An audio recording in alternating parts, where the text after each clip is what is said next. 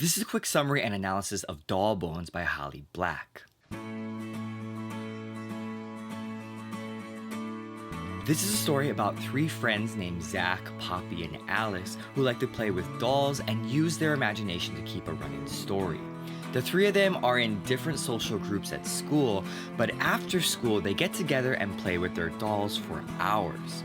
However, Zach's father throws away Zach's dolls, which means that his characters are gone. Instead of telling Poppy and Alice the truth, he tells them that he doesn't want to play anymore. Zach tries to ignore them, but Poppy and Alice arrive in the middle of the night to tell him that Poppy's mother's doll, a China doll, is haunted and speaks to Poppy, saying that she must travel to a nearby city to put her to rest.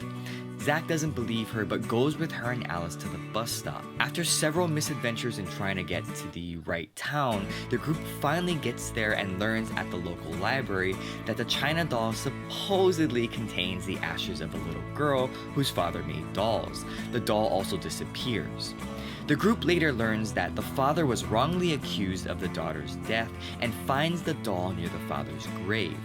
In the end, Zach tells the girls that his dolls are gone, and they all realize that times are changing for them all. As always, a lot can be said about this story, but what draws my interest and attention is the idea of preconceived gender issues.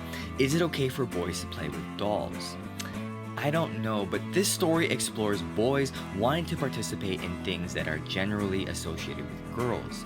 Generally speaking, society separates certain activities and colors for boys and girls, motorcycles and blue for boys, tea sets and pink for girls, as a way to categorize and compartmentalize larger groups into smaller groups. But if the gender filter is removed, all activities seem to be fair game between the genders. Boys can knit and sew and girls can play video games and drive fast cars. So why don't they? I think this has to do with the terms and stigmas that we tend to use when associating someone with a certain activity. Tall people must be good at sports, nerdy people must like to read, and all girls can cook and clean. And because of these societal expectations of participants in certain activities, those who don't fit those expectations are often viewed as weird. But when it comes down to it, it seems like it's all about semantics or language, which might be why it's not okay for boys to play with dolls, but okay for them to play with action figures. After all, what's in a name? So what do you think about this story? Let me know in the comments below. Don't forget to subscribe for more Minute Book Reports, and thanks for watching.